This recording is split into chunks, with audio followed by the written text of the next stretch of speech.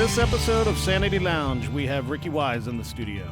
Ricky is a dynamic multi-instrumentalist, singer, and a passionate drummer. Ricky has become a sought-after collaborator in the local music scene. He's lent his talents to numerous band projects, both as a frontman and a supporting member, infusing each performance with infectious energy and soulful vocals. He runs a beloved house concert series in downtown Baltimore, providing a platform for local artists to showcase their talents in a welcoming and intimate setting. Stick with us for a deep dive conversation on where he came from musically and what his future plans are. And stay tuned after the show for a segment we call Live at the Lounge, featuring Ricky on the drums.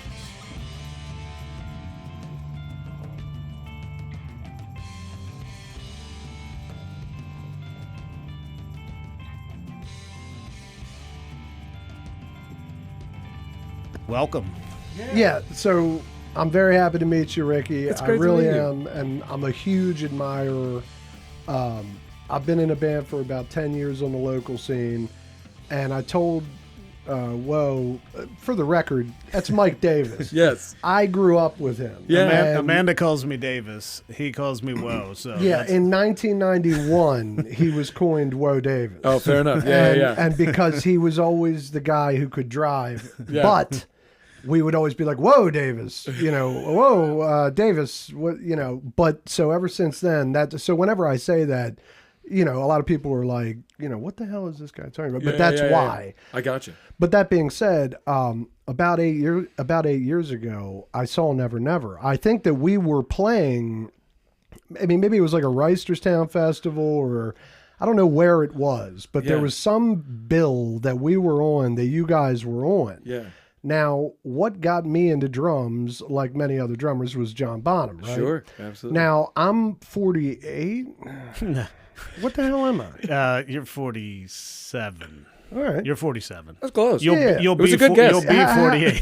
If you don't mind me asking, how old are you? I'm 32. Okay, right. I knew that you were younger. That being said, I'm over there and I'm like, oh my God, look at this fucker. Like, he is slamming Bonham style. And it was Never Never. So I think you were playing like, rock and roll or Cashmere. Like, it was Sure, officially yeah. Zeppelin. So I just Absolutely. discovered that yesterday. You were in Never really? Never? I still am. is. Yeah. Oh, yeah. you still are? Yeah. I joined actually probably close to 8 years ago now.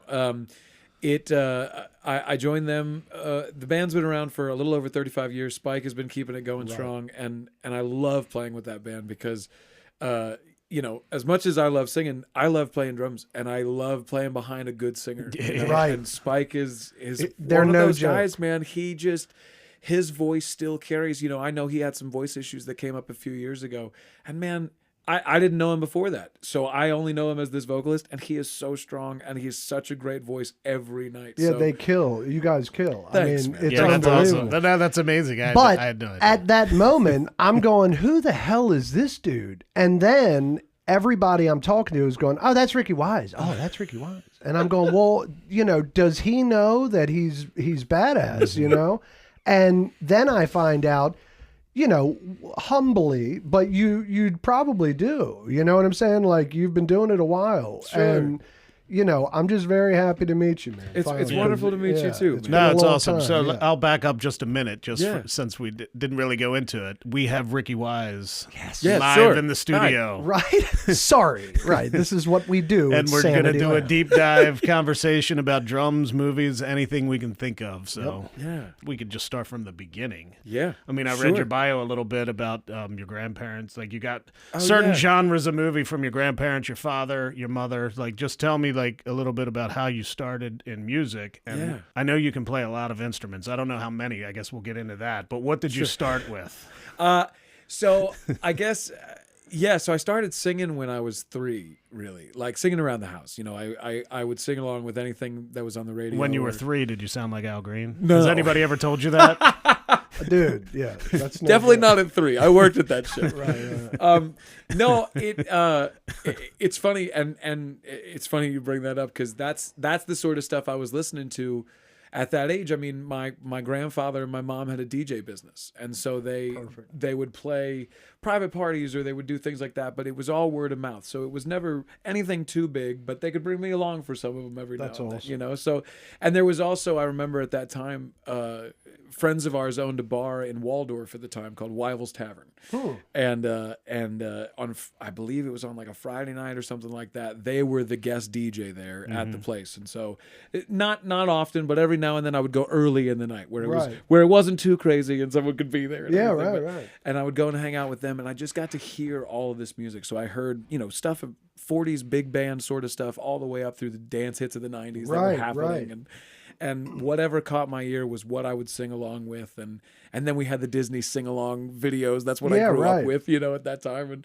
And that's all that I was doing at the house. And then the first instrument I really played, I guess the first instrument I played was a saxophone. But it was for about 3 months. It did not last. But I always wanted to play the drums. And I, even at that point that I played the sax, I went to the band teacher and I said, look, I really want to play the drums. Can I do that? And she said, well, we already have a percussionist, so why don't you play the saxophone? And I went, okay, I guess I'll do that, sure. But it always just kind of nagged What grade at me. was this in? That would have been 4th grade.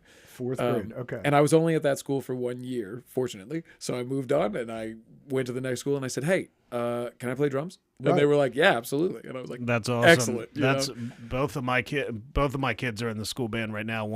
Garrett plays the flute. Yes. And he wants us to get him a keyboard now, so he wants to move into that. And then Lincoln plays the snare. He's like, they call him special, so he plays like the drum, the triangle, like the run, the tambourine. the Yeah, he's running around the back of the band. It's awesome. But now he wants a kit also, so I think I'm going to get him. He suggested some electric kits because we live in a townhouse. So I can't go blasted. Right. He's man, I don't have a kit set up at the house. He's right a now. maniac. So that's 5th grade. Probably you started being the drummer. I started in like my elementary school band. I at least started to learn some rhythm sort of stuff. Playing on a drum. Right. Okay. And then in 6th grade, my mom bought me my first kit. Didn't have any cymbals, but I had 5 drums. You know, a couple of toms and a snare drum and a kick drum, and I threw up a pot lid that was a cymbal for a while, and I just beat the shit out of it, and I played Black Diamond by Kiss a bunch, and you know, that's right up my alley. The Low Davis special. Yeah, man. Yeah. Kiss. I grew up on Kiss. Peter Criss was the reason I started playing drums. Oh, that's awesome. Good for you. That was the stuff I listened to, man. I mean, the Alive 2 record was something we threw on the turntable a bunch. That's so funny. Well, you play the piano. I'm sure you could do a good version of Beth. Yeah, right. That would be great. I barely play the piano. Right. I play a couple of chords that I can sing along with. That's about all I do.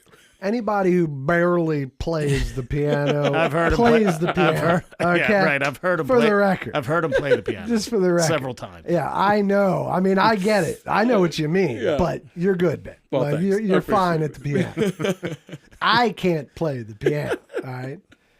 And let me ask you this, though. So what was your early interest in music, you said, was all over the place because of the DJ parents. Yeah. What was the first band that, like, became cult status, like where you couldn't quite, you were like, you know, that blew your socks off? Oh, for sure. For me, it was Elvis.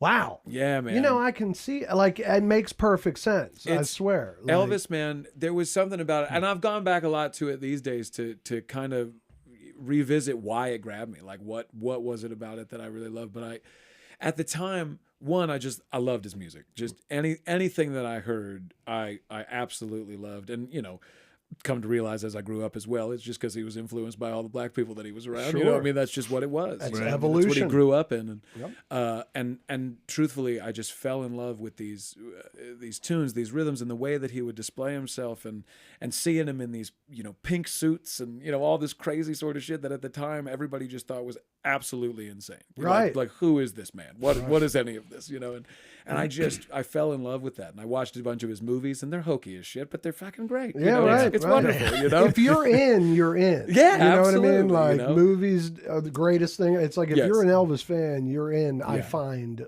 all around. Absolutely. You know? And I became so much bigger into the music side of it as I got older too. The 70s band that he has with Ronnie Tutt on man. drums is unbelievable. Nasty. And Underrated. Not to mention DJ Fontana.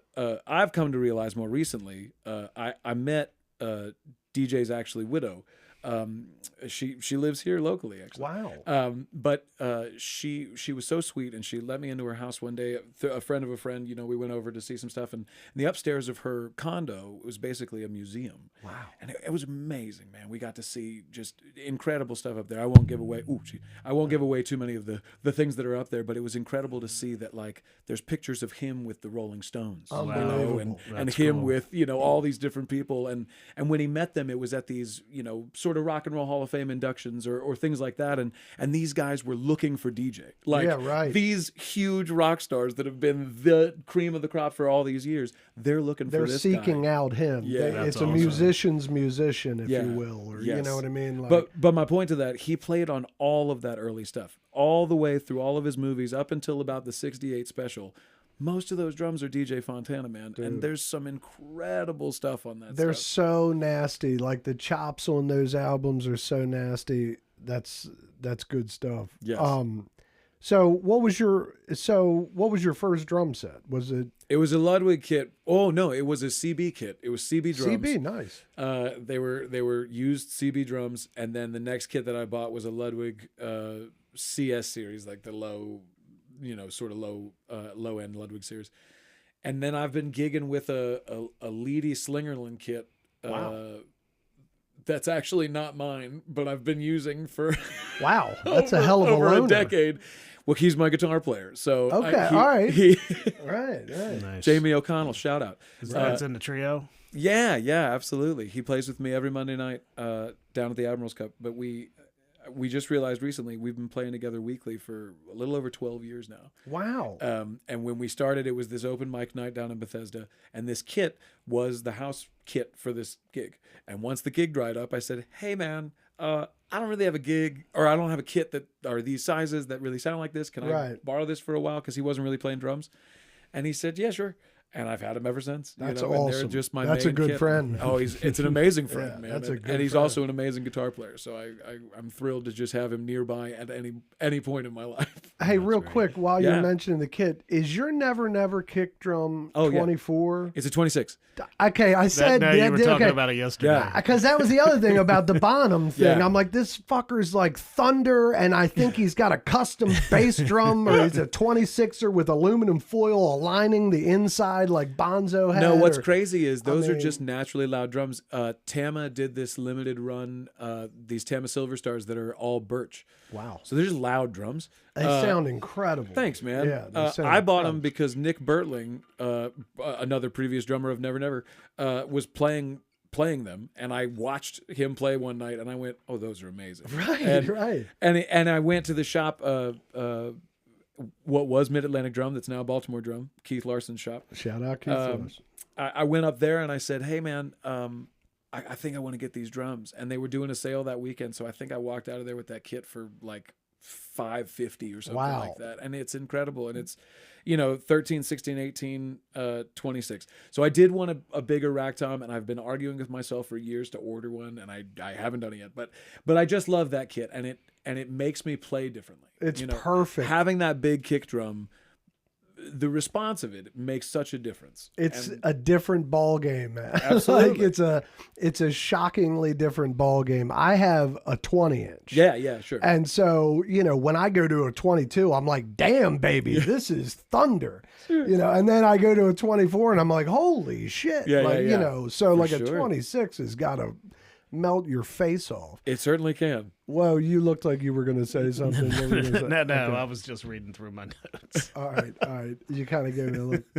All right, so I asked you if you want a question. I keep hogging the question. No, that's fine. I know, dude, you've been waiting I know, for this for I do. a long I love it, This man. is the No, thing, this is Ricky. great. This is the Brian's thing. dying to talk to somebody about Yeah, drums. real He's quick, been you dying to know- talk. I love talking about drums. Let's do it. Just, I know at one point, I think on your website, I think I counted 7 bands that you were in. I think that's probably close Now to I it. think yeah. you've got it down to like 3. Like you have the Ricky Wise trio, the Rub, which I read about. I don't know if you're sure. still doing that. Well, so yeah, it's less of a band that exists and more of a recording project that we did that we're just kind of releasing the songs from still. We rented a cabin January of 2021, which was still kind of the Wild West of the world. I was right? gonna say But- that's right. that was gutsy. It was, around that but time. we were good about it, man. We got the tests that we needed at the time, which Sure. was annoying because I think I paid $130 for a COVID test at Right. that time, Right. which was fucking Yeah, that's so insane. ridiculous. Right, they had you. Yeah, but it was like we wanted to be safe. You know, Sure. everybody wanted to be cool about the Sure. thing. It was the weirdest way I've recorded music yet. Wow, I bet. Because right before we went, the guitar player for the project, we found out he had a New Year's gig, and we kind of all just said, we're not going to take gigs before this just to make sure we're all home and safe and everything. And it wasn't quite cool with everybody for him to come stay at the house anymore. So it was like, all right, Right. well, he's got a studio, so we'll just put him up there and we'll have him on a Zoom call with us during the day, and we'll talk and we'll hear him play some ideas and we'll play some ideas Sure. back, and we'll just try to do this thing. And so we left the cabin that week having recorded drums and bass for tunes that we didn't know exactly what we're going to sound like. Wow, But we recorded drums and bass for 7 tunes, and we left. that's awesome. That's And so awesome. we- That's what I like. We I- built I'd the love tunes to over the hear next that couple of stuff. months, and it was really, really wonderful. In fact, the piano ballad that I play every month, we recorded a version of it at the cabin. I just haven't released Really? it. That's yeah, that's great. I mean, that I'll get the into the song? woodshed. Right. Yeah, you play go in you order. play the 2 songs at Yeah. the woodshed. We'll get into the woodshed a little bit. Right.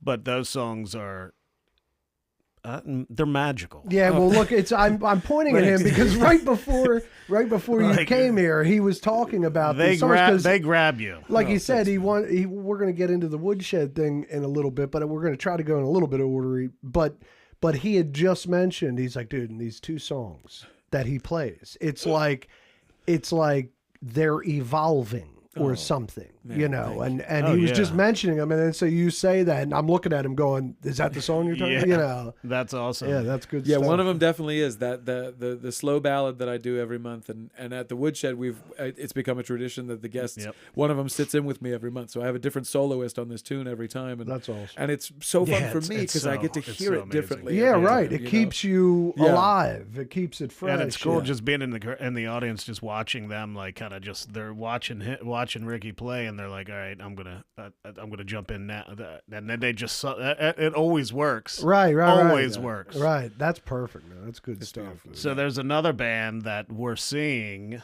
Yes. on May 24th that I don't know anything about, Nice. and that's the Reverend Smackmaster and the Yes. Congregation of Funk. It's the We're greatest we're going band. there for That's the Julie greatest of name. Sweet Lita. It's her birthday weekend, so we're going there. Oh, that's so so what great. what man. is that about? Okay, so It sounds amazing. Yeah, I would It's so say fun. Incredible name. it's such a I fun mean, band. yeah. It is another cover band that I play I in, love but the name is fantastic. It's incredible. so I Just will by I will itself. give a shout out to an old buddy of mine that I have not talked to in years, but a buddy of mine, Zach Yilnowski. When we were in middle school, this man came to me and he said, "Our band is going to be called Reverend Smackmaster and the Congregation of Funk." And I went, "Okay, I don't know if that's going to work, man." Right, And right. he was just like, "Okay, never mind." And then it went on to something else, but that stuck with me Right. like Oh, a, yeah. like a motherfucker. Like it just hung on in the back of my brain. So It's incredible. Kristen Lagana is the singer for this band, and her and I sing together. But she's our lead singer, and she came to me. I guess we put this together about 10 years ago, and it was kind of a last minute sort of thing. They needed a band to fill in for something that I think Matt Davis was putting together, who used to work for 98 Rock. Yeah, right. And he was putting something together at the Hard Rock, and they needed a band last minute. And her and I had talked back and forth about doing like a soul or a funk project for a while, and doing the sort of Motown and old school sort of funk stuff. And she said, "Well, do you want to try to put something together for this thing?" And I said, "Okay, if we can find the guys, yeah, sure." Right. So we reached out to all of our friends, and we found a keyboard player, we found a guitar player, we found a bass player, and we found a horn section. It was like, okay, I guess we're gonna do this gig, you know. And at the time, we did like 1 gig a year for 4 or 5 years, so it was nothing. It was Right. just a thrown together thing for the summer. You know, we just kind of did that, and then. We decided we just kind of wanted to do some more gigs with the band. We started picking up some corporate sort of stuff and weddings and all that sort of What stuff. kind of set list? Like So it's general. it's changing a bit, but when we started out and what it had been up until more recently was really the old school Motown stuff. Nice. With, you know, the 60s, 70s sort of stuff with a couple of newer tunes that had that same sort of vibe that we would throw in the set. And dude, I can't wait. Right, yeah, that it's super high energy. Like, it was really fun. Yeah, Yeah, it's a really fun band, and we have a great time every time we get together. But it's also been the side project of side projects for basically everybody in the band, until more recently. And now, Kristen particularly, this is one of her main driving things, and fortunately that it is, because she is pushing us along, and we just had a really great talk the other day about shaping our set list in a bit of a different way of stuff that we want to play. We don't really want to play, you know, sort of the hits and stuff that we've had to play for all these years and things like that. We love playing them, we love the tunes, but they get a little old after you play them for a while. Right. And we also, as our set lists evolve and as we continue to play, you know, if you want to, musicians evolve. And we have decided we just want to go in a little bit different direction, not stylistically, but just going for a little bit deeper cuts of some stuff and finding some different things that appeal to us, that we can play well, that not necessarily everybody knows, but that we feel good about playing. Right, and there's still probably the same kind of vibe. So if you come to party with Reverend Smackmaster, you'll still rock out. Yes, absolutely. It's just deeper cuts or whatever. I don't know anything about that venue either. I haven't. Oh yeah, been it just there opened before. not too long ago. Yeah, it used to seems be. pretty cool. What was it before? I'm not gonna remember. It doesn't matter. But the Encore there in Columbia, it's a cool little room, man. And a lot of my friends have been playing there recently, and just said the crowds have been really lovely of people coming through. Yeah, it's cool. We have tables and everything. We have table seats. Yeah, I think it's like a 150 seat room, so it's not too big, not too small. It's just really lovely. Well, so after you blew my face off with Never Never, kind of buttoning this up real quick. Look, I'm serious. It's all coming to me. I'm new at this interview thing, Rick. Hey, man, you know, we're let's going talk. for it. I'm all for it, man. I'm here. But it's coming to me because this is the thing. Is after that, I'm like, okay, that dude was badass. You know, that's incredible. So then I work for Baltimore County, okay? Yeah. And one of my parks is Lerman Theater. Oh, sure. Right. Okay, yeah, sure. This is the other band. Yeah, so I'm sitting here, and now my top 3 bands of all times, okay, is Fish, Frank Zappa, and Steely Dan. Okay? Sure. Now, what am I going to say? The next thing I know, a year or so later, Technicolor Motorhome goes through Lerman Theater. Yeah. The Steely Dan cover band. Yep. And you're the drummer of the damn Technicolor. Now you're not. No. So I'm with Carrie Ziegler's Expensive Hobby. Well, that's my second question. And then so I'm not with Technicolor at all. But okay. So well, let me ask you this: did you fill in with Technicolor? No, I don't think so. I swear to you, one gig many years ago, Technicolor Motorhome played Lerman Theater. Yeah. And I swear you were... I don't think it was me, but the only reason I say that is because Carrie's band does do the Steely Dan stuff, and we also do... what was the other band you just said? Zappa. So we do that stuff in his band, and we play the Lerman every summer. So. Well, that's I know Ziegler does. Yeah, but so take the Technicolor out of it. Yeah, for Ziegler is the next one. So Glenn Workman is Technicolor, and Carrie Ziegler, they both are ex-Crack the Sky members. Glenn's still with Crack the Sky. Glenn's with Crack the Sky, right. Yeah. So, but Carrie's not yet. You just played with those guys. Yeah, we played with... Technicolor. That was a Goucher College. Oh, nice. Right. It was a veterans band. Yeah. Glenn, this guy. All those guys are wonderful. Yeah, man. but Glenn doesn't wear shoes. He never wears shoes. Not once. I'm talking 19 degrees. Ever. Yeah, we were in a radio station. Oh, I think he posted a picture on Facebook when it just recently snowed of him out in his driveway shoveling snow in bare feet. Yeah, I'm in the radio station. Craziest thing I've ever seen. It's not like I'm not like ew, but I'm just like wow, man. No, like, it's wild. How? It's wild. Like how? Yeah. You know, like you got to have leather. Ben Davis developed leather feet from walking around Ocean City with no shoes for years. Right. It's an acquired thing. Yep. But Carrie Ziegler, right? Yeah. So then before I knew you were his drummer. Yeah. I'm listening. My band, some of my bandmates went one night to Carrie Ziegler Expensive Hobby. Oh, nice. And the whole night they're sending me these videos of this set list that is like my shit. Like oh my God, it's like cut for cut. It's everything I love. Yeah. And I'm going, who the hell's the drummer of that? Like, because that's some nasty ass shit. And they're going, it's that guy from Never Never. And I'm like, go to the hell. Like, I'm like, is that Ricky Wise? Go to This hell. guy That's is awesome, like, man. I didn't know any of that stuff. yeah, That's and cool. because it's a different style, you know. Like, I mean, I've played for a very long time, and you know, Steely, Zappa, you know, all that kind of stuff is a different level of musicianship that is not for the faint of heart. No, and it is. You know, and you've really got to be game for it, and you've got to understand, and you've got to really know the music or be able to read sheet music.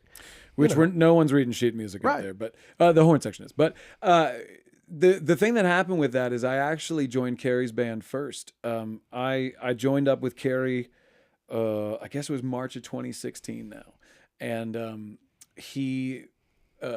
Lee Townsend, the bass player from the Ravens. Oh yeah, okay. He and I were about to start this project with another guy around here, and it wasn't really coming together. But Lee sent me an email while it was happening, and he said, "Look, Kerry's looking for a new drummer, and he's hoping he can sing, so you should give him a call." And I knew about the band. I knew the name, but I'm 24. I had no idea, Right. what I was doing, and so I called Kerry, and we hit it off on the phone and just talked for a while. And so he said, "Well, how about you learn these 6 tunes and come over to the house and we'll jam through them a little bit." And that was a nerve-wracking audition because it was just bass and drums. Oh shit. And I don't think either of us really know what to do with that. But what we just did was like, okay, there's a lot of rest that's about to happen here. What are we going to do? And he's like, yeah, we'll just skip ahead to the next section. And at the time, like, I had been going over these tunes so much that I just had a complete form in my brain Right, that I right, was right. like, I don't even know what the next section means. Like I'm just thinking of this as a whole thing. So Right. So it was a crash course, man. And that the same night that I had first called him, I was playing a gig with Cajun Kelly, great guitar player around here. Yeah, also I the know. guitar player for Never I Never. was just saying, right. I was just saying, Yeah. I know that name, and it's Yes. sort of- yeah. And but we were doing a gig for his old trio, and I said to Kerry, I'm going to play with him, and he said, well, we need a guitar player too, so if you mention it to him, do.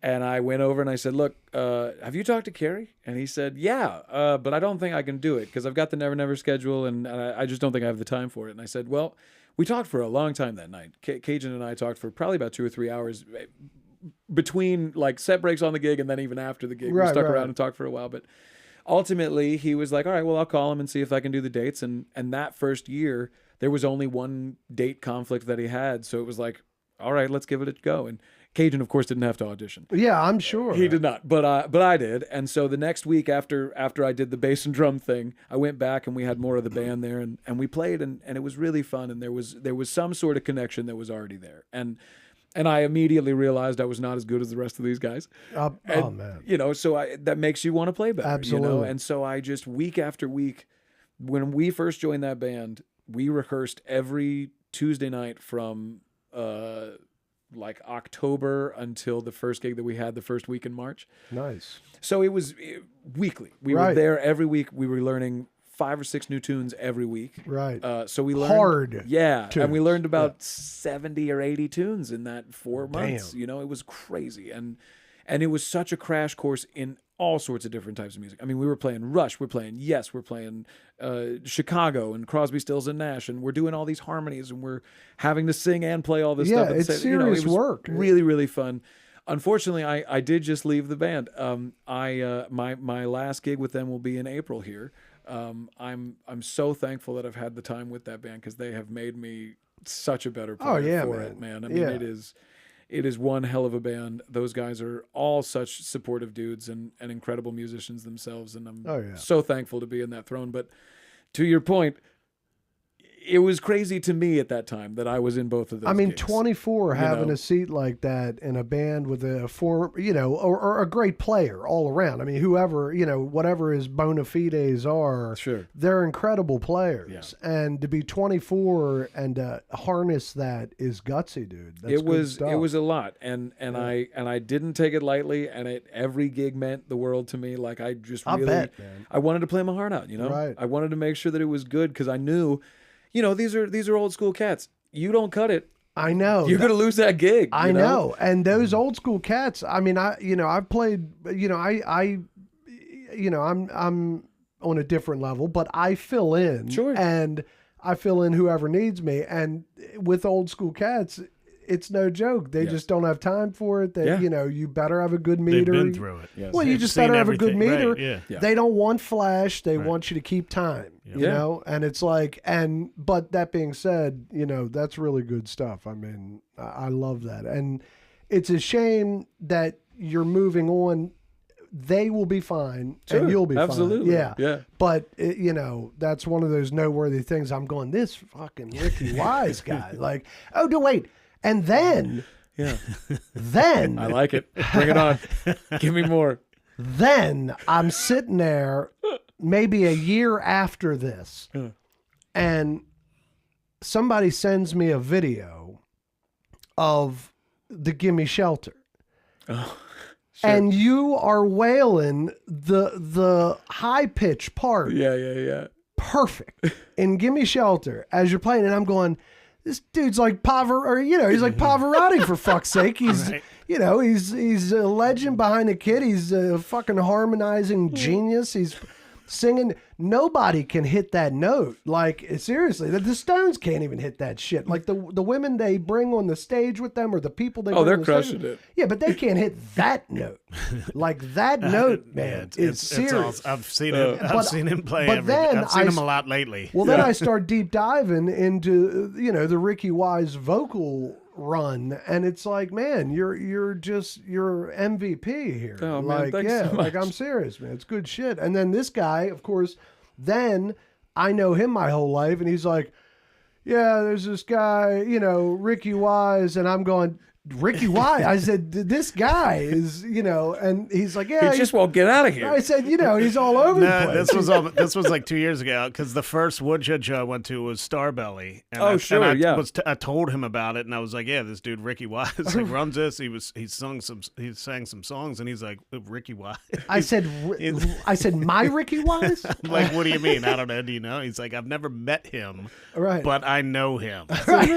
I said, I have a strange man crush over the last decade with this cat, and he keeps go into the Woodshed a little bit, because I have not experienced that. No, you have not. Yeah. I have not as much as I want to, but there's a show to it. Well, I mean, we're not really saying tomorrow because this is going to air later, but there's in real time. There's a show tomorrow. In real time, there's a show tomorrow, and you have them once a month all year long. Yeah, tell me.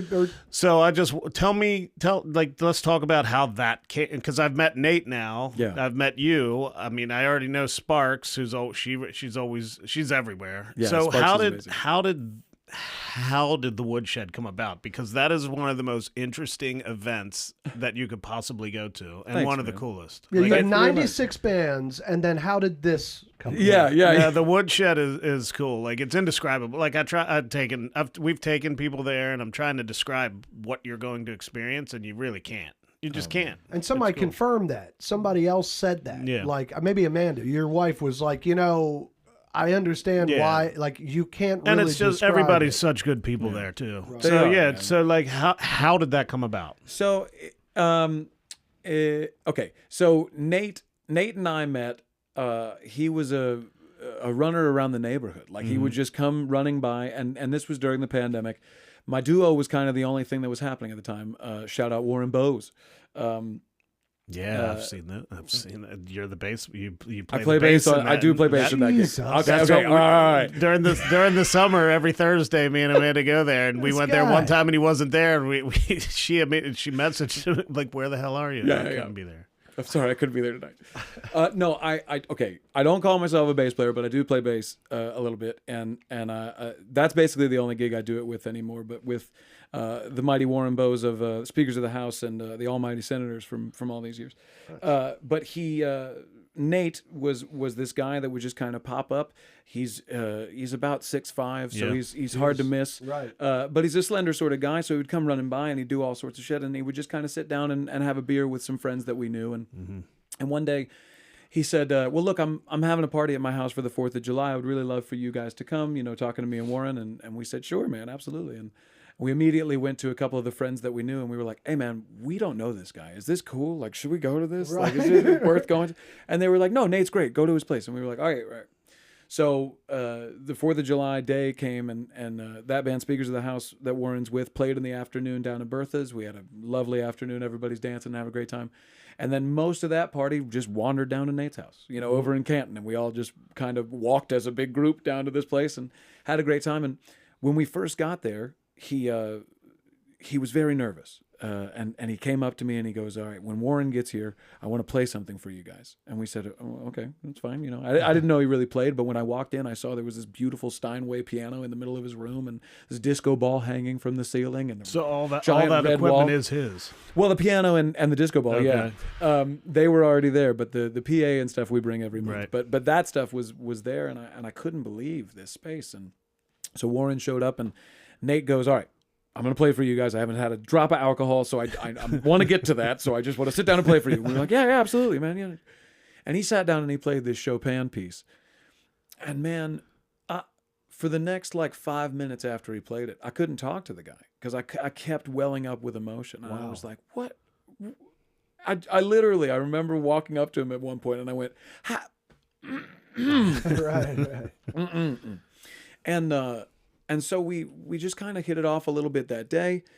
Later on that night, another friend of his sat down and played piano, and I found out she's actually a scientist now. Like, she does some really crazy shit out in the world, where I think the thing that she had created at the time was a machine that you could do localized blood testing at doctor's offices, smaller doctor's offices for STD testing, instead of having to ship it off. So you could get the results almost immediately. And I was like, this is insane. And she used to be a musician, and it didn't really pan out, so she went into this. Wow. Okay. She's like Jeff Skunk Baxter. Yeah, right, exactly. Yeah. She's just got that brain, man, and so it was amazing. But she played. She sat down and she played "Dream a Little Dream of Me," sitting playing piano and just kind of singing to the room. And I Beautiful. I said, Nate was kind of crouched next to me while we were listening to this happen. I said, "Man, you should do this more often." And he said, "You're probably right." And I said, and we just kind of left it at that. And I gave it about a week, and I called him and I said, "Look, I've had an idea for a house concert series for years, but I've not had a house. So how about your place?" And he said, "Well, what would that entail?" And we talked for about an hour on the phone, and it turned into him being very excited about it, and me going, "Okay, hold on, let's try it, and let's see what happens, and then we'll go from there." And the first one that we did was September of 2021. And we did a test concert. I opened it up, and we had Eric Scott play the show with his guitar player Dan Leonard, and it sold out. We had about 50 people come through, and we borrowed some folding chairs from my mom's church, and some different things like that, and just made it sort of DIY happen that first show. And we got some charcuterie boards from Ale Mary's from down in the city. Nice. Yeah, so it was really fun to put it all together, and we couldn't have loved it more. Nate couldn't have loved it more. I mean, he loved opening up his home to these people, to just throw this sort of dinner party basically once a month, and also have a fantastic intimate show that would happen in his home. Right. A unique. I mean, it's got to be unique as hell. Yeah. Yeah, it's almost like there's two sections. So there's the seating area where you're just sitting there right with you're basically sitting with the band. Yeah. And then there's the couch area where you could sit over there and lounge and relax, which the band is still right next to you, but there's a big TV where you could watch the show. It's broadcast there. It's being recorded. Yeah, so you can see and it then straight on. Yeah, still. it's catered. There's That's awesome, there's man. beer, wine. I mean, it's And so It's how do you amazing. and so you create demand by it being so intimate. There's only 50 tickets available or something to that. Yeah, effect, 60 tickets now, and we've been trying to just make it a little better every month. We look for original artists around here, but also we're trying to grab national artists that are touring around that need some extra shows. I mean, one of the reasons we created it was the little bit of time that I've spent out on the road. One of the things I realized was that the house concerts was really the way that some of these artists are making a living. I mean, you'd play some of these smaller clubs, and yes, you may get a handful of people that'll come out and see the show, which is nice, Right. but it doesn't make any money. Right. And so going and playing these house concerts, you wind up having hosts that are incredible. One, they're feeding you that night. 2, they're probably putting you up to stay. Right. And 3, they've brought along all of their friends that are in their community to just come and see a show. They don't care who it is. They just want to come see music. Right. And when they get there, they wind up being, usually blown away by whatever artist it is, and they just want to buy their merchandise. And that's how these artists are surviving on the road at a smaller level. The bigger artists are doing okay. Sure. But at a local touring level, that's how a lot of them are getting through. Right. And I wanted to have a place in Baltimore. Now there's a couple of house concert series around the area, and there's definitely another one or two here in the city. Club 603, I think, is one of them.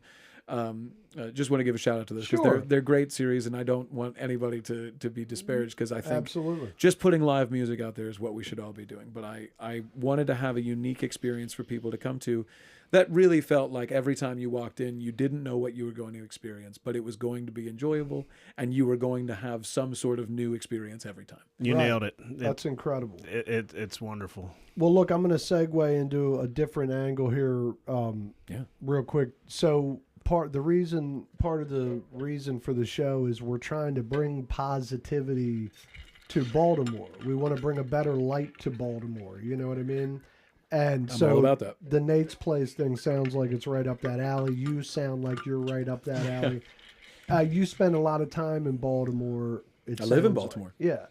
And are you afraid of Baltimore? Not at all.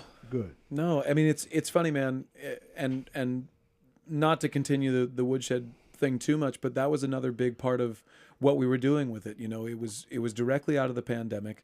One of the big things about Nate's 4th of July party was the first time that a group was kind of getting back together. We were all sort of vaccinated and feeling good and, feeling like we could be around people. And that was the first sort of gathering we had, Right. And so throwing those shows, especially the first several shows that we did, it felt like the only time we could get together. Right. It wasn't. Right. It was starting to become more available that way, but that was something that started to build very early on, and then as we've progressed in the thing, it's just become a good group of community that we're trying to build down there. And it's another thing that we're trying to promote as well, because I want people to come from outside of the city into the city as often as they can, and I play with so many bands that play out in the counties that I talk to people all the time that tell me the same sort of thing, where it's just like, well, we would come and see you, but it's down in Baltimore. And I'm like, no. yeah, but what's the issue with it? Yeah, There's no issue with there it. is no issue. I've not had one issue living in that city. Right. I mean, it really is such a beautiful neighborhood. Now, I do understand. Look,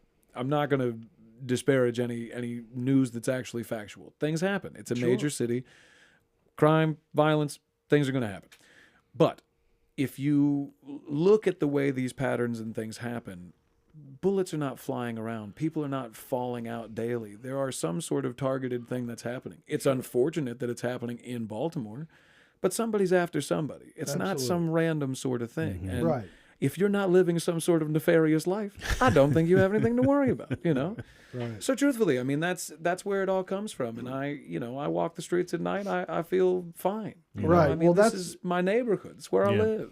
Did you look deep into the Sanity Lounge logo and notice the Baltimore background in there? I did actually just now see the skyline up at the back. I love it. Yeah, because that's the heart, one of the hearts of the show is it's not like, again, we acknowledge the reality. Like, there's bad, but I got to tell you, the streets of Westminster are pretty amped up, baby. Absolutely, man. Right now, and per capita, it might be worse. It's like, I mean, so it's. I just want to always try to bring if you live down there, because I work with a lot of people that live there, and they get upset. Yes. They're like, look, I'm not afraid. Everybody's telling me I should be, I'm crazy or whatever. I mean, I lived down there for a decade. I mean, me and Amanda met at El Mary's, actually.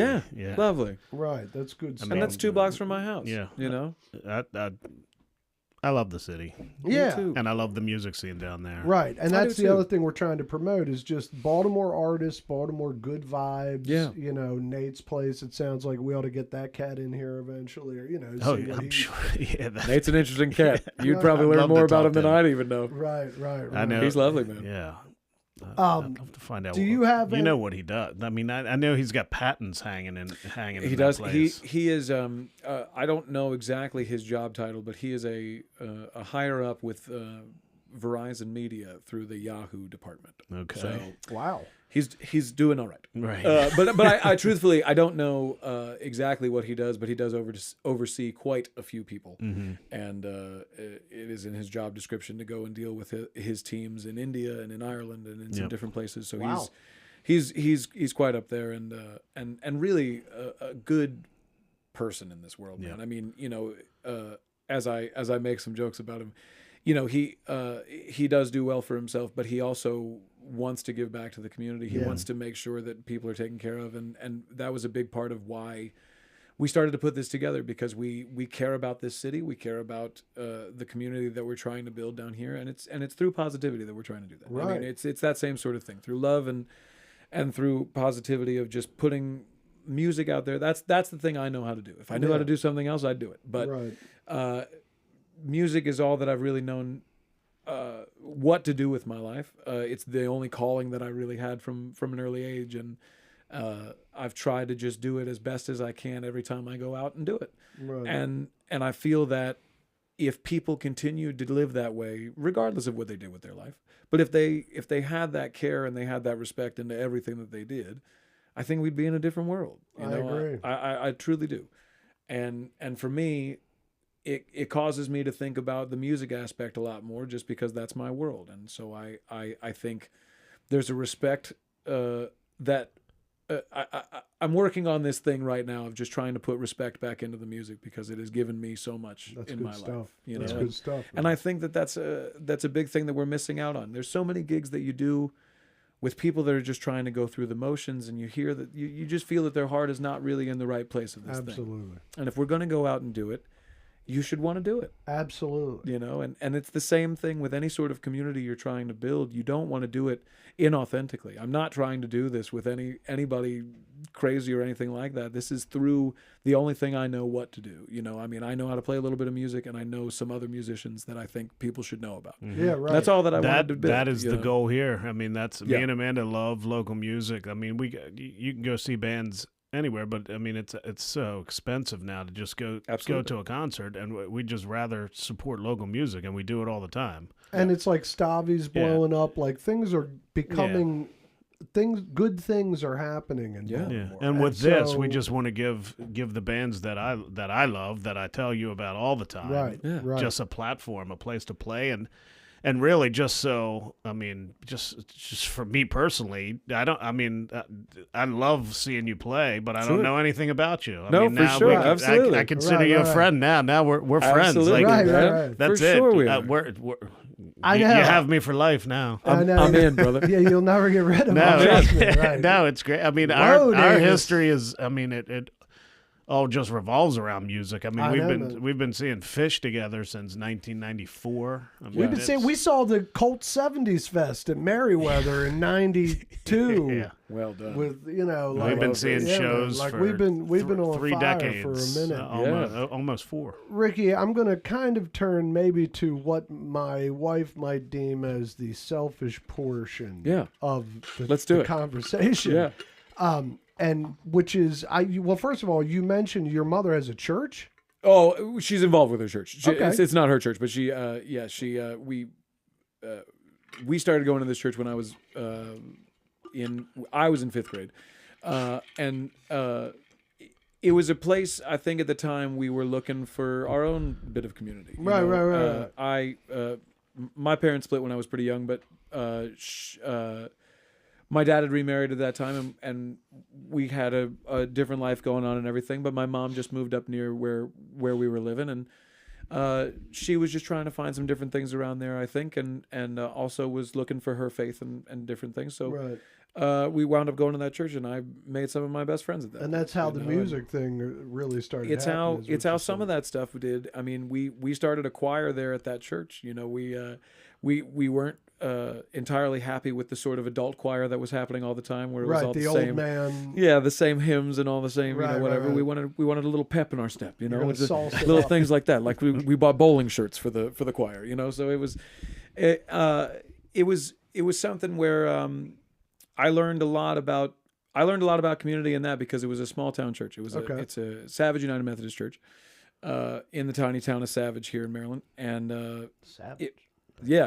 And it was mostly people that lived right there in Savage that would kind of just walk down to do the service on a Sunday. And it was an older community, and I've gotten to know a lot of those people, and they're lovely, and they've supported my career tremendously over the years. And I'm not as active in the church or anything anymore, but my mom is still very active there, and runs a theater program kind of through there and some different things. So she's always creating things as well. So. Well, to be clear, so I am a spiritual person. I've done a lot of like reading on different religions, literally. I mean, for the last 20 years, when I was younger, I didn't learn a damn thing. Sure. Like, really. I get it. I literally learned nothing until I was like 34. Sure. And from the time I hit 34 on, I've been just a reading machine, and so I've read a lot about religious stuff like that, spirituality. But what interests me a lot is drums and the history of drums. Yeah, and drums. I had a very rough history early on, addicted to alcohol, drugs, a lot of stuff. And drums really saved me. Sure. Okay. Now, when you look into it, history of drums, ancient history of drums, there's a lot there. And I think my question to you is that, do you ever consider that, like when you're playing? In other words, I know a lot of drummers that just love playing. They don't know why they love playing. They just love playing, right? And it's almost like a competition or a sport to them. But I don't know if they've ever considered that if you take a breath and step back, like some magical shit happens with rhythm and drums. And I'm just wondering, have you ever had any kind of like out of body vibes while you're playing? Have you ever felt like you're, elated enough that you're almost, out of body experience. Not out of body, but like, like in other words, like when I first started playing, when I couldn't play for shit, but I still was in a band playing. Sure. I would have moments occasionally, not every night, but occasionally where I couldn't miss. Yeah. Like and I wasn't thinking, nothing's happening. I can't miss. And any other night I would be tense and whatever, but it's like something just takes over and you're in this spirit world of like froth. Sure. And, and if you look into drum history, there's a lot to that. Yeah. And so I guess my first question is that, are you aware of any stuff like that when you play, or do you just play and think of music as one, like do you separate drums from the good vibes of music? Oh, sure. I don't think that I do, only because I had this sort of physical visualization come up a couple years ago as a drummer, and that visualization was that of a steam engine. And what I mean by that is that if you're playing behind a band, you're the drummer. You are the thing that is propelling this thing forward. Yeah. If you put the coal into it, it's going to go faster. If you take the coal out of it, it's going to go slower. Right. It is all dependent on what you're doing back there. Now, you do have to read the vibe of everybody else on the stage. You have to know what sort of trajectory you're all going to go on. But the job is to keep that thing on the tracks and to keep that thing in motion. And truthfully, the tune that did it for me was playing Sweet Emotion for like the 900th time. Wow. But it was something about the end of that tune where I was just in this sort of pattern that I got. For those of you that are not seeing me, I'm just moving my arms. But it was this sort of thing. And I realized that felt like that's sort of the way you see a steam engine's wheels move. Absolutely. And so I had that in me for a while, that it was like, okay, that's the job back there. I have to be the steam engine that propels the thing along. That's great. Then, more recently, my bass player has gotten me a lot more into jazz. Shout out to Jeff Reed. Nice. And it's not that I've never been into jazz. I've always enjoyed jazz to listen to, but he's gotten me into it in a way that I'm actually thinking about music differently. Right. And it's fascinating because there's a lot of things in that world that facility-wise I can't do at all. But in listening to the music and hearing the way that the band works together, it makes absolute sense to me. Right. Even when there's not a steady driving beat. And that was something that really stuck out to me. I've been really tripping out on a guy, Brian Blade, recently. I know that name. He's incredible.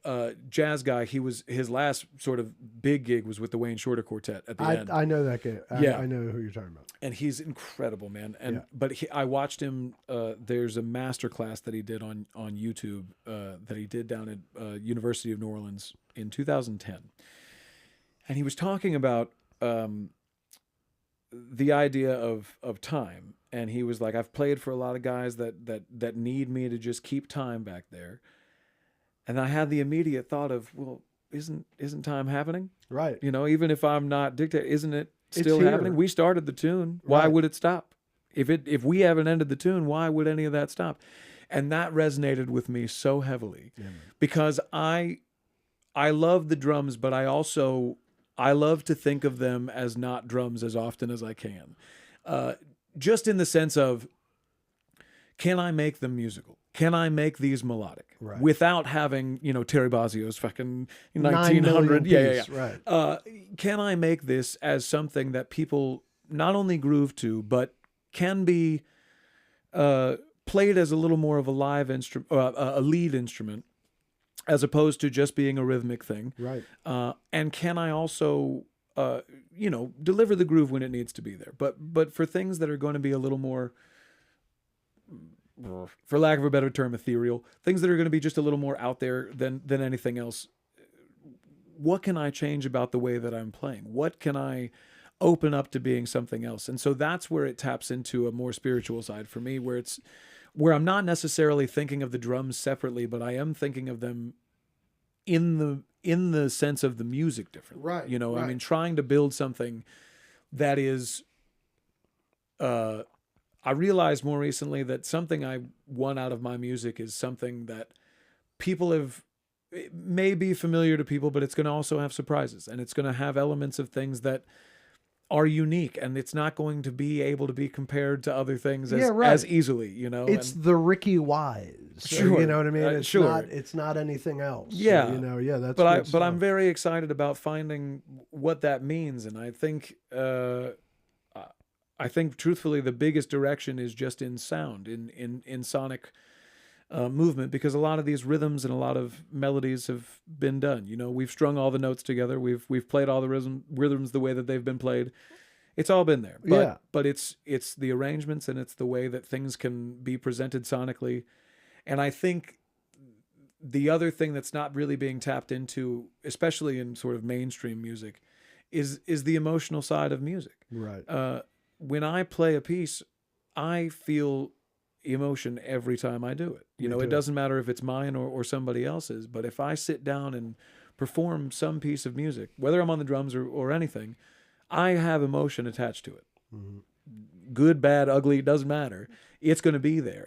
And my job, I feel my job, is less as an entertainer and more as a storyteller in that sense. Right. I hate the phrase storyteller. That's fucking dumb. But when we're musicians, if you're a writer, that's fucking great. But I do think that it is painting a picture sometimes with words, sometimes with noise, sometimes with any of this. But if we can tap into that emotional side of things, that's what I'm about. Right. That's all that I care about connecting to. If you resonate with the music that I do, that's really wonderful. But if it moved you, I feel even better about it. Right. That's good stuff, man. Yeah. That's wonderful. I feel like that's, from a non-musician standpoint, it fascinates me that you guys can just fill in at all. Yeah, Sure. not every drummer can do that. Right. That's the other thing. Sure, yeah. It's like, like you've got to be confident. The drummer you're going up to has got to, it's like, but that's unique. You've got to be able to be confident. And There's a lot of things that play with that, and it comes from a lot of different places, and guys have a lot of different schools about that too. But a big thing is being prepared, man. Like, there's so many dudes that will show up to fill in on gigs that are completely unprepared, and they don't get the call again, man. Right. And that's the easiest thing you can do. I Yep. mean, and I will say I'm shitty about this sometimes, but I never sit behind a kit when I'm learning tunes. It's not something that I do because I hear the rhythms in my head. I know where they're going to be played. If at most I'll tap on my lap for a little bit, but mostly I'm listening to the tune ad nauseum. Right. I want to know everything that's happening in that tune. I want to know what the bass is doing. I want to know what the guitar is doing. I want to know what the keyboards are doing. I want to know what the singer is doing. Right. If it's not me, I want to know what that's Right. doing. And I want to know that because I want to know how to shape the tune. If I'm not going to play that part exactly, that's fine. If the band leader is okay with that, it's fine. Right. But it also has to be apropos of the music. It has to go along with what's there. It can't just be its own thing. You can't just jump in on a gig and just start playing your own thing. Now that's an old school thought, but it's the right thought: is serve the song, serve the music. I would Absolutely. imagine it's easier to fill in for some bands than others. It Yes, is. and I will say it's easier to fill in on drums than most instruments. Right. But then again, maybe not for everybody. So how you know? did you answer that question? How many instruments can you play? Really, drums are my main instrument, Right. and I sing. But I play enough bass to do some gigs because I've learned a bunch of tunes on it at this Right. point. And I play piano. I taught myself a very bastardized piano where I knew enough to make a chord, some sort of triad, whether it was major, minor, augmented, or diminished. And if I could do that enough to just be like, okay, I know that, and if this goes over here, then fine. He knows what he's doing. The Yeah, woodshed look, songs. trust me, The woodshed songs are on the piano. Like he's playing. Yeah, the I piano. get it. He's not Billy Joel. No, okay, but I can play some chords to sing right, along with. right. I And so dig it. that's I dig fine. it. Yeah. Yeah. So this is just a random question. Amanda came up with this question. Yeah. So talking about the fill in, if you could fill in for any band ever, Yeah. who would it be? Oh wow. Like, I mean, any band. Yeah. Like, it was your dream gig. You just got a call and they were like, "We need a drummer." Yeah, for sure. Who's man. the band? It's funny because there's some gigs that that part of me would have loved to have played, but then again, I think if I sat in on it, it would have been something completely different. Right. And I don't want to do that to the band, oh, wow, that's tough. That's like me asking you your favorite movie. Yeah, man. That's a tough Sure, one. it is Yeah. tough. There's a band out there right now that I actually really love that, and I love their drummers playing as well, Rival Sons. Mike Miley is their drummer, and he's phenomenal. But they are a modern day sort of Zeppelin thing. Oh, yeah? And Nice. and they are as a band continually pushing kind of away from that. Like they're trying to be heavy and hard rock and bluesy, but trying to find their own voice in it so that it doesn't sound as close to the thing.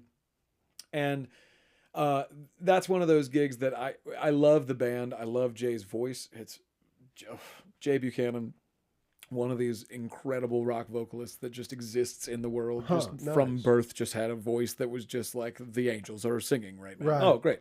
What was the band? Rival Sons. Rival Sons. Yeah. But yeah, I mean, that's one of my favorite ones that are out there right now. And to I guess just because I know their set list so well, that would be one that I would really love to go and just have a crack at just Nice. because it's fun. But I also love that gig. I love watching that band. Mike's playing is really incredible. And he plays those new Pearls, but they're the classic series. Oh, yeah. Yeah. But he's got a 26 up there and it's just beefy and sounds amazing. I wish you know? Chris, I don't even think I could fit one in my car. I got that piece of shit silver Camry out there. If I You put just gotta lay the seat down a little bit. If I That's put all. a 26 I thought that was a inch here- Buick. It's a Camry. Don't do Is that it? to me, Ward Davis. You know me, baby. Jesus Christ, I'm going. Is it a Buick? I had a Buick. Oh, right. I had a Buick That's amazing. before. Yeah. It was silver. Of course. Ricky, we have a real interesting I get it. I past, get it. baby. So let me ask you this: what do you think about film? I love film, man. Okay, what's the first movie you saw in the theater, if you can remember? Oh, wow. And let me ask you real quick: what movie is it, and did it affect you, or was it just like no, that was fun? I'm trying to think. The earliest movie I remember, and no, it did not affect me much, but the earliest movie I remember seeing, I believe, was the first Power Rangers movie Ice when it came out. Nice. I believe that was the one with fucking ooze and all that shit. That's pretty hardcore. But I think that's like 95, 96, something like that, you Right. know? That has to be the earliest one that I remember going to a movie theater and seeing. I remember going with my mom to go see that movie, and that was one of those ones. But I do remember it. I guess I got really transfixed with that idea of going to a movie theater, like going to a place and seeing something on a big screen. I still love to do that. Yeah, I love going to a movie theater. too. It's one of my favorite fucking things, man. But going to see a movie, grabbing a bucket of popcorn, grabbing a soda, just sitting back and just doing the thing. There's nothing better. Good. Yeah, I love it. So, That's good stuff. Oh, absolutely. Yeah. That's real good stuff. Well, I mean, I don't know. Like, let me see.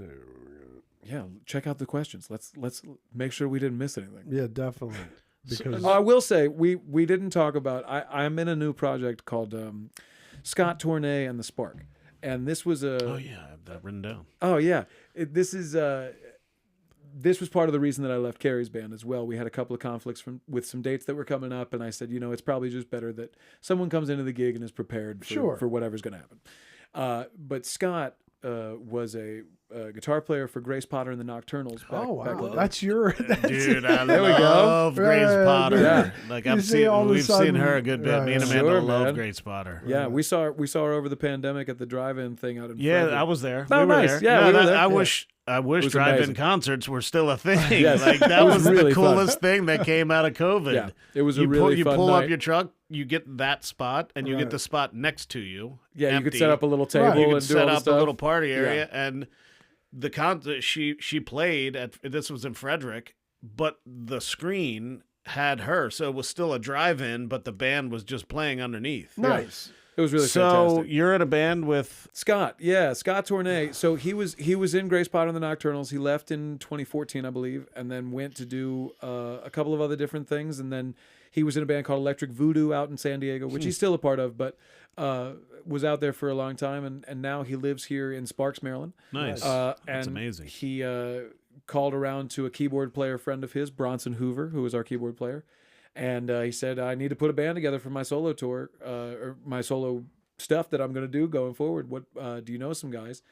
They called my bass player, Jeff Reed, and he called me after they had a rehearsal, and he said, do you want to come do this thing? And I said, yes, I would very much like to. Man, that's a good one. And it was really fun, man. We went up and played. I got Scott's record, and we went up and just played through the tunes, and it's really fun. It's rock stuff. It's straightforward sort of rock fun stuff, and he's trying to put some dance elements into some of it. We're doing some of it's a little throwbacky, but some of it's trying to push forward into some stuff. And the first rehearsal we had, fortunately Jeff is the bass player in my trio as well, so we play together a lot. Right. That's And- important. Oh man, and that first rehearsal, we just laid into this first tune, and as soon as we were done, Scott was just like, yeah, that'll work. That's Yep, it. This Nice. is the thing. That's and I was awesome. like, great, man. And he's been so sweet and so wonderful. We did a couple of dates last year. We did the 8x10 a couple times last year, and we did a fly date in South Dakota, and we did a little Northeast tour in September. And now this year is shaping up to get us out on the road a little bit more too. So I'm just so thrilled about it, and I That's just want to make sure awesome, people man. know about the No, gig that's happening, great. man, So 'cause you it's- have it's stuff really fun. coming up though. Yeah, absolutely. We're actually locally. We'll be at the Hamilton April 5th. Coming up. Who's yeah, so- we? You, the Scott Tournay. Yeah, Okay. Scott Tournay Okay. and the Spark. That's the name of the Nice. band. Yeah. That's so funny. Sparks, Maryland. Sparks Park is one of my parks that I Rad. take care of. Oh, that's rad, man. Yeah, absolutely. It's a crazy little area in there. Yeah. It's old school town. There was another thing that I read with the Ricky Wise trio that you're starting to. Oh, you guys yeah. are starting to do some original stuff. Yeah. So we play every Monday at the Admirals Cup together, and we play a couple of other gigs, throughout the month or whatever. But when Jeff joined that band, he and I started talking about writing some stuff together pretty immediately. And Jamie and I had talked about it a few years ago, and I don't think the timing was really working out, so we just kind of pushed past it and didn't really worry about it. But I love working with him, so we just continued to do the Mondays.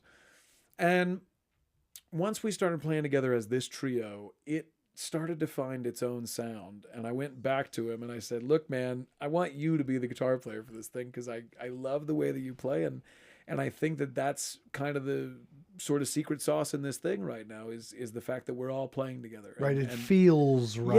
Yeah. Right. And so I said, I think if we just got together in a room a couple of times, we could probably come up with some stuff. We haven't done that yet, but we're planning on it. But this year is the year that we're actually getting some stuff on the books to start doing that. And I have a couple more demos that are in the works. And in fact, I'm even doing some co-writing stuff with the Alcohols girls right Nice. now, and hopefully Awesome. we'll get some stuff together this year. I mean, we're excited about what's coming together, but I won't put the cart before the horse too much. But Right. but we are having some fun with that, and I'm really excited about what that can be. And so really, I'm looking to do many more creative projects in the coming years, but things that are fulfilling to my soul and things that are unique to some experience, whether it's to me or to the people that are involved or whatever. But I'm a little tired of the same old. Yeah, no, man. Good for you. And you're leading a charge of creativity down there. And I'm hoping. Yeah, it's good shit, man. It really is. Yeah. And the Alcohols girls, we're trying to get them in here. Yeah. I can't wait to talk to them. And Yeah, I'm really excited to get them in here. yeah, They're we're great, just man. Britt and Melissa they're wonderful. They're really smart individual human beings as just people on this planet, but musicians, they just go above and beyond. Yeah. Their voices are incredible. I mean, Melissa's, both of their ability, but Melissa doing her operatic stuff as much as she does is insane, and so is Britt's. I mean, just the fact that these powerhouses sing together so often. I know. Is so wild. Yeah, man, it's the last time we saw them was at the Auto Bar with Super City, and it was just so. Yeah, we're going to try to So get good. Justin Kruger in here. Yeah, Kruger's good. Oh yeah, Yeah, Justin's JK, great, man. Yeah. Wonderful guy. He filled He's played in the for Woodshed me. twice, actually. Right.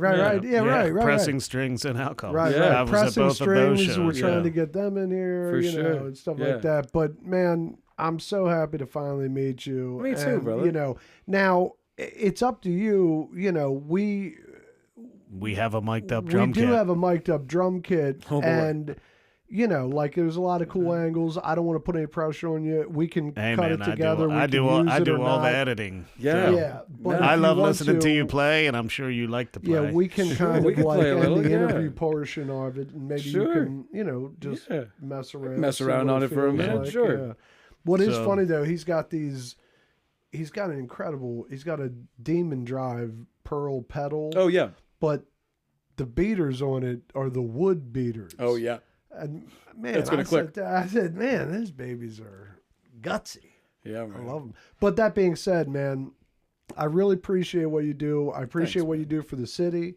I appreciate your playing. I think you're a dynamite player. And in a perfect world, we'll start getting some heat shown on the city, Yeah. in a positive I hope light, so, and man. you'll be part of it. You know Oh, what thanks I mean? very much, and I appreciate you guys for having me, man. I think Yeah, thanks for coming, man. any sort of positivity put back on the city is always beautiful. Yeah. And what you guys are doing is a really cool thing, man. That's You know, awesome, so- man. And tell No, your it's friends awesome, man. Oh yes, that we're good interview. absolutely. Yeah, Tell your for friends that it's a sure. cool thing. Yeah, it was a because great that's the hang. thing. It's like if we can get people to care, then we Yes. can mutually grow. And Yeah, man, it's everybody's- awesome. We've been thinking about this, and we've been kind of working on. You've been working on it a while, but Right. We've it's kind of evolved into a lot of different things, but now we've kind of Yeah, this is settled on just getting just the music aspect of it. Yeah. But I'm into cosplaying and things like Yeah, that. yeah.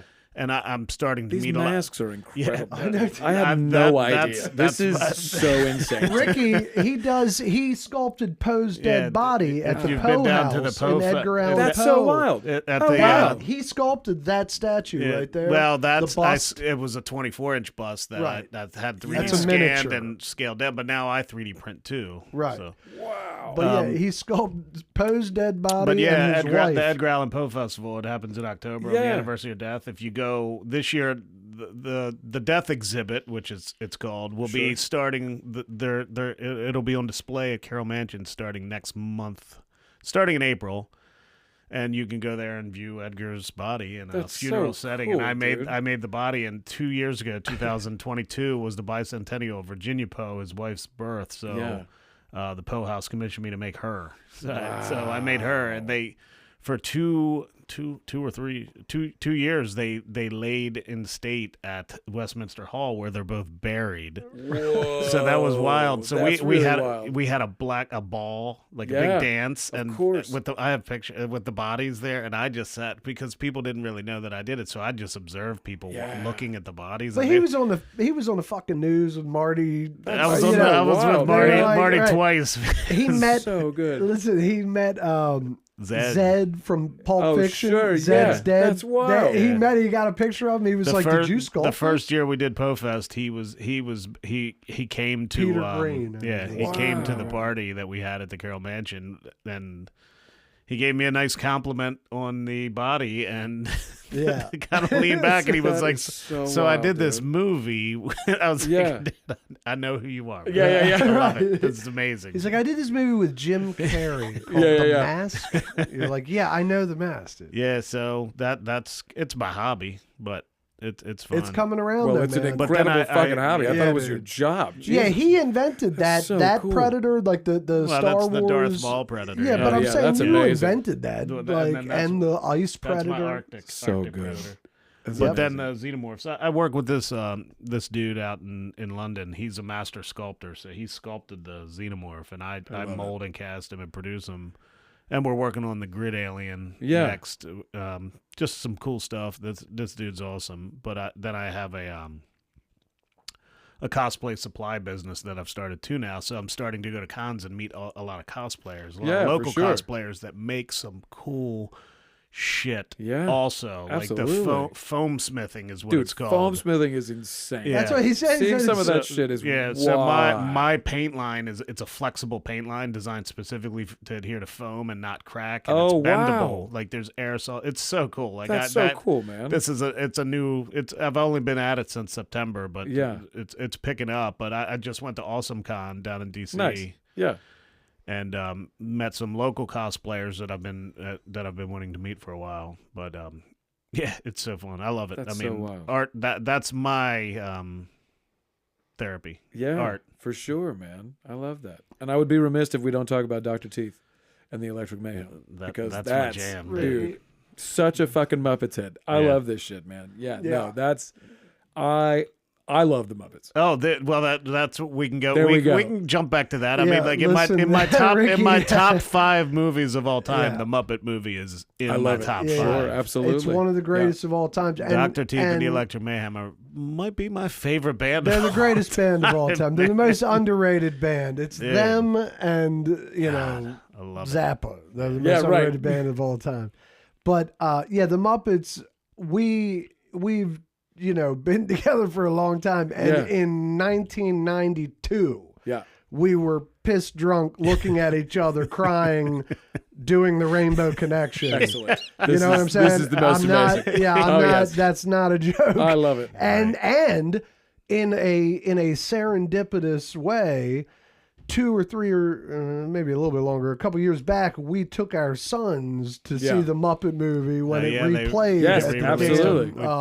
wherever was the in hell, Owings AMC Mills. or Yeah. some shit Yeah, like that. I love it. But yeah, man, I mean, I'm a Muppet maniac. Always have been. My buddy and I went when the Jason Segel one came out. Yeah, right, You right, know, right, We yeah. went to the midnight premiere because That's we awesome, were man. ready. We Yeah, were just that's like, we awesome. need this. Yeah, we and the just- musical, they did it old That's school amazing, style. It was man. incredible. It was fantastic. I loved that. Yeah, There's it was Yeah, incredible. some of my It's favorite awesome. gags are in that movie. Yeah, man. man. One time I waited a whole year for September. Even the Muppet Show, we were saying that redone Muppet Show that they had, it was only about one season, and they did it. It was like in 2014 or 2015. It was one season. That's And like The Office. it was like The It's Office. incredible. It was incredible. Oh, it's Dude, one when of my they cut favorite- it, I was so Oh, fucking dude, Oh, That God, show it was one of devastating. the funniest things It I've was watched incredible in a long time. It's because so they were good. taking themselves seriously. Yes. Like it was like if HR was like Yes. around, Bunsen Honeydew, he'd be shut down. Yeah, you know? It's like I'm gonna there's go, no- I'm gonna go you know, revisit that. Yeah, dude, it was Oh, incredible. It's amazing. I think it's on Disney. I I think it is. I Yeah, think the Disney all Plus thing. Muppets Yeah. is on there, but I think that it's one You season. can blow through that a Yeah, couple it's times. just called The Muppets. and It's it's incredible. It's so good. And it got canceled. It had a great cameos. Like it was just like the old school show, But it was shot in like the incredible. style of The Office, where Right. it was just like backstage at their night show. And fucking, Right. that That made me laugh so hard, man. Dude, it I was love so that incredible. shit. Just When it got canceled, I was devastated. Absolutely. Because I thought the world was finally like gonna remember how incredible the Muppets are. no, Oh, yeah. they didn't give a shit. The mayhem. They killed they it for did. us. I know, bastards. We're gonna bring it back if we can get Brian Henson on this bitch. There we go. I can make puppets. I There know. we That's what I'm go. saying. Like maybe you'll.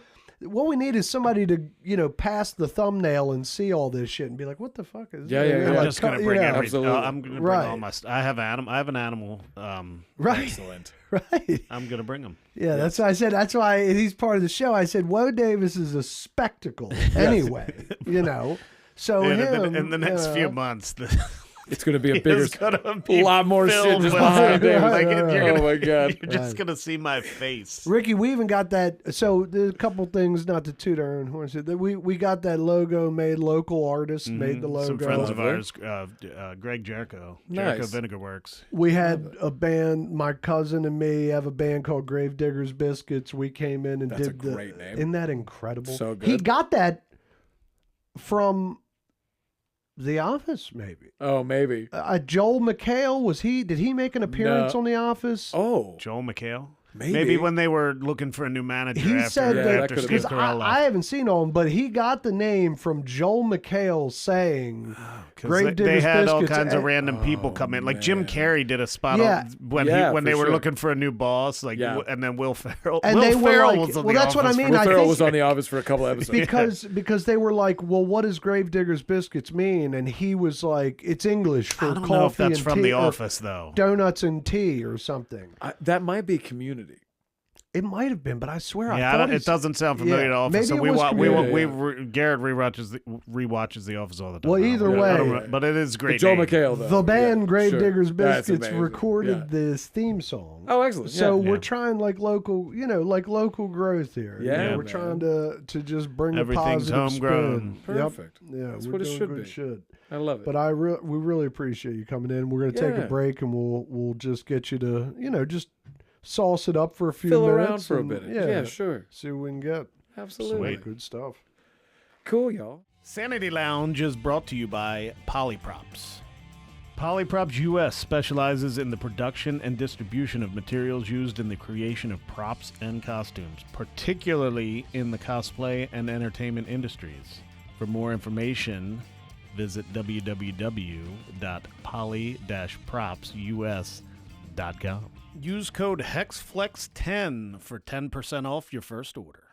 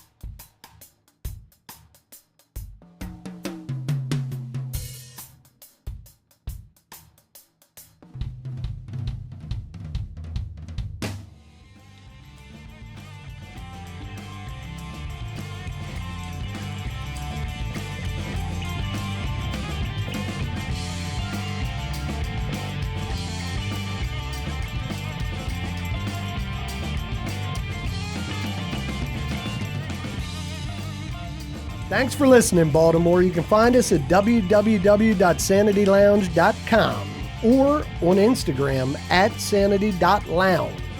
Keep listening and subscribe.